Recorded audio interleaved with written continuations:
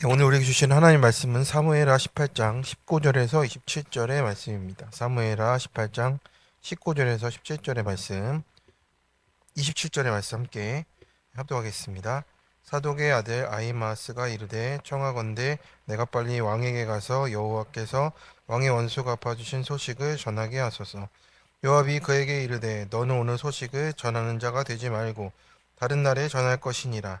왕의 아들이 죽었나니 내가 오늘 소식을 전하지 못하리라 하고 요압이 굿스 사람에게 이르되 내가 가서 본 것을 왕께 아뢰라 하매 굿스 사람이 요압에게 절하고 다름질하여 가니 사독의 아들 아히마아스가 다시 요압에게 이르되 청하건대 아무쪼록 내가 또한 굿스 사람에 따라 달려가겠어 하니 요압이 이르되 내 아들아 너는 왜 달려가려 하느냐 이 소식으로 말미암아서는 너는 상을 받지 못하리라 하되 그가 한사코 달려가겠노라 하는지라 요압이 이르되 그리하라 하니 아히마아스가 들길로 다름질하여 구스 사람보다 앞질러 가니라. 때에 다윗이 두문 사이에 앉아 있더라. 바숫꾼이 성문 2층에 올라가서 눈을 들어보니 어떤 사람이 홀로 달려오는지라. 바숫꾼이 외쳐 왕께 아뢰되 왕이 이르되 그가 만일 혼자면 그의 입에 소식이 있으리라 할 때에 그가 점점 가까이 오니라. 바숫꾼이 본즉 한 사람이 또 달려오는지라. 바숫꾼이 문지기에게 외쳐 이르되 보라 한 사람이 또 혼자 달려온다 하니 왕이 이르되 그도 소식을 가져오느니라. 바숫꾼이 이르되 가 보기에는 앞선 사람의 다름질이 사독의 아들 아히마아스의 다름질과 같으니 나 하니 왕이 이르되 그는 좋은 사람이니 좋은 소식을 가져오느니라 하니라. 아멘. 우리 함께 기도하겠습니다. 하나님, 오늘 소식을 전하는 자의 말씀을 주십니다. 우리가 내가 전하는 소식이 아니라 또 하나님이 원하시는 구원의 소식을 전하는 자 되도록 우리를 붙들어 주시옵소서. 말씀이 음성으로 들리는 오늘 되게 없어서 예수님 이름으로 기도드립니다. 아멘. 네, 오늘은 사무엘하 18장의 말씀으로 큐티 제목 소식을 전하는 자의 내용을 나누고자 합니다. 전쟁이 끝났습니다. 이제 반란의 전쟁이 끝났죠. 이스라엘은 승리했고 진압이 되었습니다. 군사적으로 또 나라적으로 또 안정이 되어 모두가 환호할 만한 소식이 됩니다. 그런데 아무도 이 승리를 기뻐할 수가 없습니다. 제대로 승리를 기뻐할 수가 없습니다. 왕궁에는 이제 축제 대신 긴장감이 아직 흐르고 있는 겁니다. 왜 그렇습니까? 한 사람 때문에 그렇습니다. 압살롬의 그 생사 여부가 중요한 또 상황입니다. 근데 그는 반역자였고 나라를 뒤흔든 죄인이었는데 다윗에게는 끝까지 사랑하는 아들이었다라고 하는 겁니다. 그래서 오늘 본문은 전쟁에 끝나는 상황이지만 한 아버지가 애타게 소식을 기다리고 있는 장면입니다. 누가 먼저 도착하는지가 중요한 것이 아니었고 그 소식이 어떤 내용인지 또 어떻게 전해지는지가 너무나도 중요한 상황입니다. 그러니까 본문에는 세 사람이 눈에 들어옵니다. 빨리 달려가고 싶은 아히마아스가 있고 현실을 계산하는 요압이 있습니다. 그리고 성문 사이에서 초조하게 기다리는 다윗의 모습이 있어요. 같은 사건을 바라보지만 세 사람의 시선은 모두 다릅니다. 이제 아히마아스는 승리의 기쁨만을 바라보고 요압은 정치적인 결과와 또 자기의 상사의 눈치를 봅니다. 다윗은 오직 아들만을 보고 있는 것이죠. 하나님은 그 모든 사건 속에 어떤 것을 보고 계십니까? 한 사람의 구원을 계속해서 보고 계신 것입니다. 우리도 매일 수많은 사건을 만납니다. 가정에도 사건이 있고, 직장에도 사건이 있고, 교회에도 사건이 있고, 우리 모임들에도 사건이 있습니다. 근데 중요한 것은 이 사건 자체만이 아니고 그 사건 속에서 내가 어떻게 해석하고 어떤 말을 전하며 살아가는지를 바라봐야 되는 겁니다. 오늘 본문은 우리에게 또 묵상하도록 합니다. 나는 어떤 소식을 전하는 사람인지 또 어떻게 소식을 어떤 마음으로 전하는지를 살펴보라고 합니다. 첫 번째 상대의 마음을 헤아리며 말하라고 하십니다. 19절에 보니 사독의 아들 아히마아스가 이제 나를 달려가게 하소서라고 합니다. 본문을 보면 이 청하건대라는 말이 반복이 돼요. 한번 거절당했는데도 또 부탁하고 있는 겁니다. 전하고 싶다라는 열심이 가득한 거예요. 근데 열심 자체가 꼭 하나님의 뜻이 아닐 수 있습니다. 요압은 말합니다. 20절에 너는 오늘 소식을 전할 사람이 아니다라고 말하고 있어요. 왜 그렇습니까? 요압이 압살롬을 죽였기 때문입니다. 그리고 압살롬이 죽은 것 자체도 지금 전하기를 어떻게 전해야 될지를 요압은 고민하고 있습니다. 전쟁은 승리했는데 다윗에게는 승전보가 아니라 아들의 부고가 먼저 들리잖아요. 여기서 요압은 이제 다윗의 마음을 그 심리를 읽는 사람입니다. 너무나도 다윗을 잘 알고 있어요. 감정적인 사람임을 또 잘 알고 있기 때문에 요압은 이렇게 다윗을 어떻게 또 대해야 할지, 어떻게 이용해야 될지, 어떻게 계산해야 될지를 늘 재는 사람입니다. 적어도 지금만큼은 이제 왕이 아니라 아버지 다윗이 어떤 마음일지를 좀 고민하는 것 같습니다. 근데 반면 아히마스는 어떻습니까? 승리만 보고 있습니다. 또 본문은 이제 그의 잘못을 직접 책망하지는 않습니다. 그런데 계속해서 달려가겠습니다라고 말하는 모습에서 내 열심이 내 상대를 향한 내 사랑보다 앞설 수 있음을 우리가 보게 되는 겁니다. 우리도 그렇습니다. 이 말은 꼭 해야 된다. 사실을 알려줘야 된다. 틀린 것을 바로잡아야 한다. 라는 말들이 우리 안에서 튀어나올 때가 있습니다. 근데 그것 자체가 틀린 게 아니라 우리가 하나님께 묻고 전해야 한다라고 하는 뜻이죠. 그 말을 듣는 사람의 마음을 생각해 보고 해야 되는 것들이 있습니다.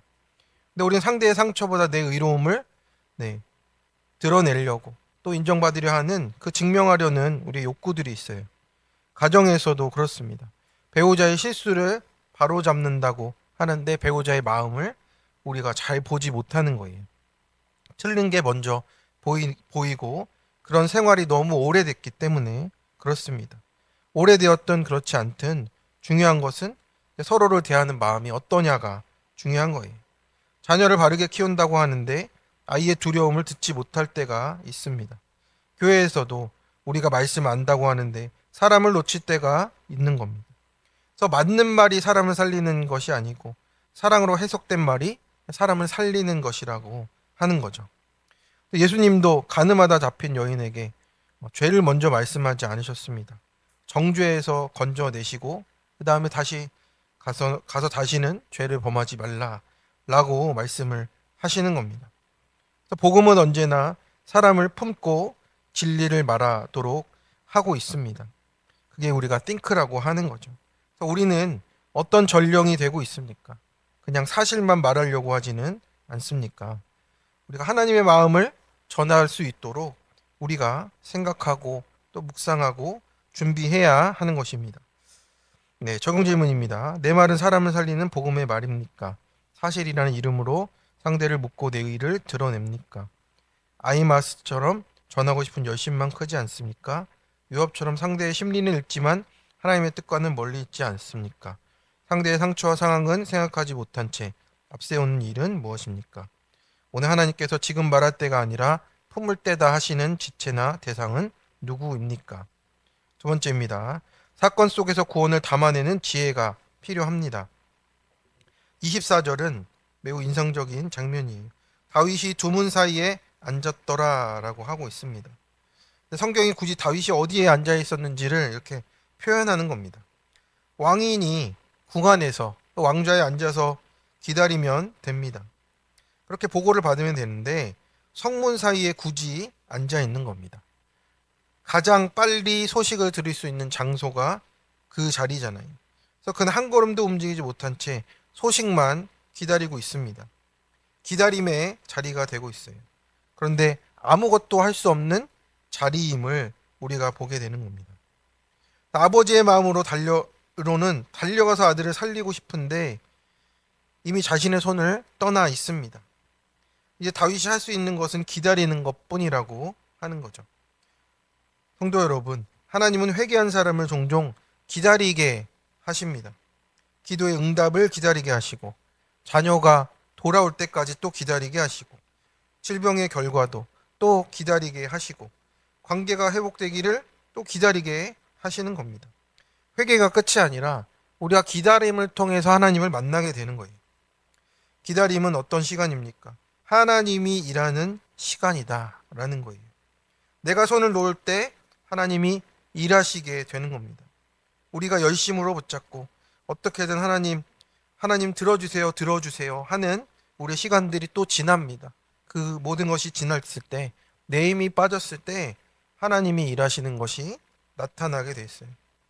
다윗은 죄를 지었을 때 어떻습니까? 매우 서두릅니다. 밧세바를 취하는 것도 빠르고, 죄를 숨기는 것도 빠르고, 우리아를 죽이는 것도 빨랐습니다. 그런데 회개한 이후에 하나님이 다윗을 무슨 훈련을 시키십니까? 또 기다리게 하시는 거예요. 그래서 기다림으로 우리가 하나님을 더 믿을 수 있도록 의지하도록 인도하고 계십니다.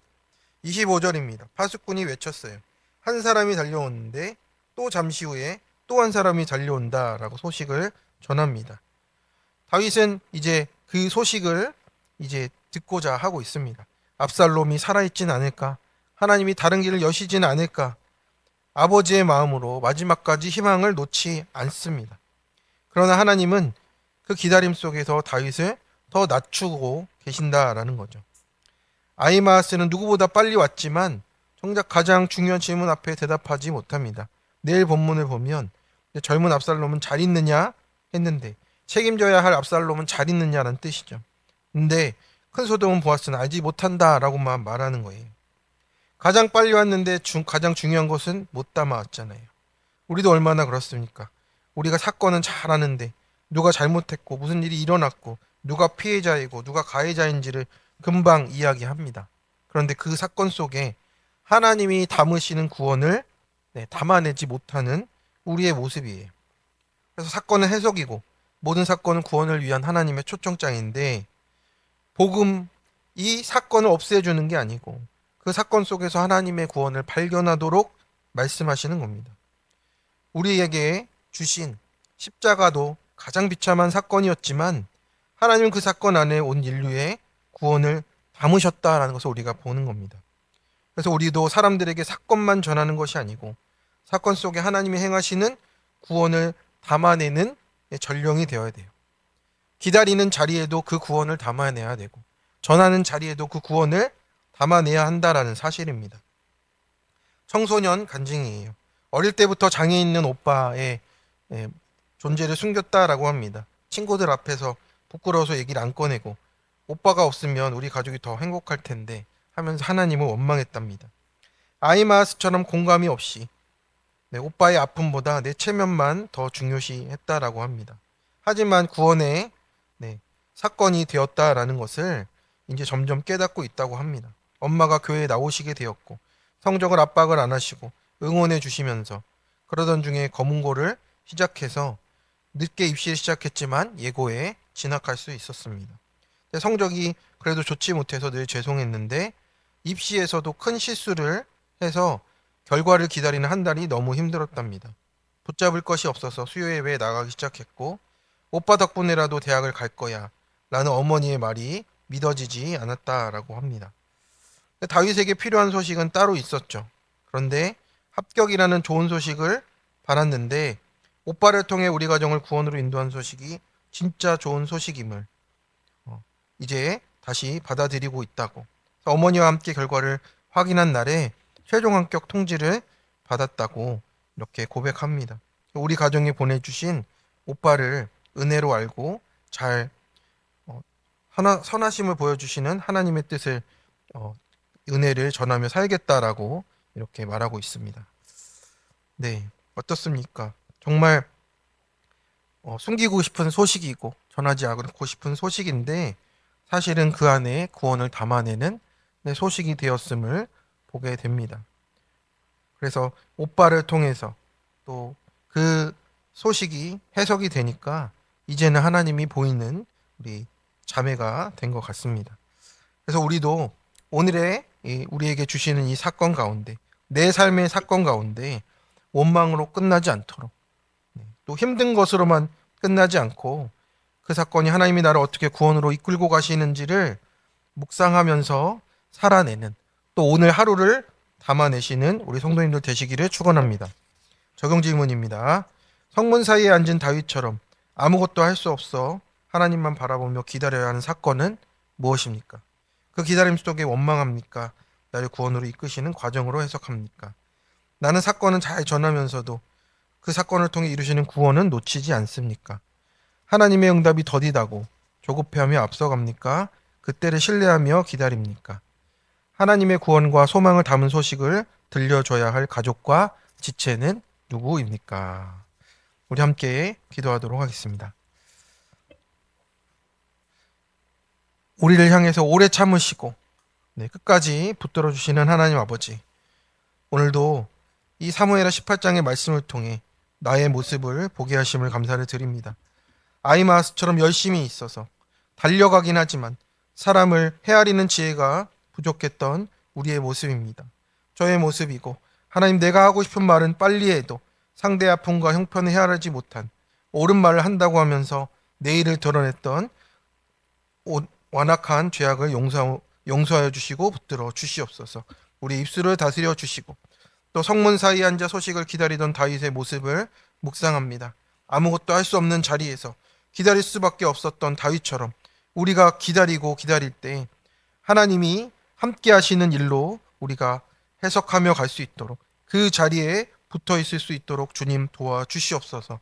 기다림은 하나님이 일하지 않는 시간이 아니고 나를 다듬는 시간임을 믿게 하여 주시옵시고, 내 손을 내려놓고 하나님의 손을 붙드는 그 시간 되어지도록 그때를 신뢰하는 인내를 더하여 주시옵소서. 우리가 사건만 전하는 것이 아니라 그 속에 담긴 하나님의 구원을 전하게 해주시고, 가정에서, 직장에서, 교회에서, 어디에서든지 사람의 호물과 소문을 옮기는 것이 아니라 그 해석에 담긴 하나님의 선하신 뜻을 보게 도와주시옵소서. 오늘도 우리 발걸음을 지켜주시고 만나는 사람마다 그리스도의 은혜가 흘러가도록 도와주시고 인도하여 주옵소서. 우리를 끝까지 기다려주시고 구원의 소식으로 우리 가운데 오늘도 찾아오시는 우리 주 예수 그리스도의 이름으로 기도드립니다. 아멘. 오늘의 말씀을 가지고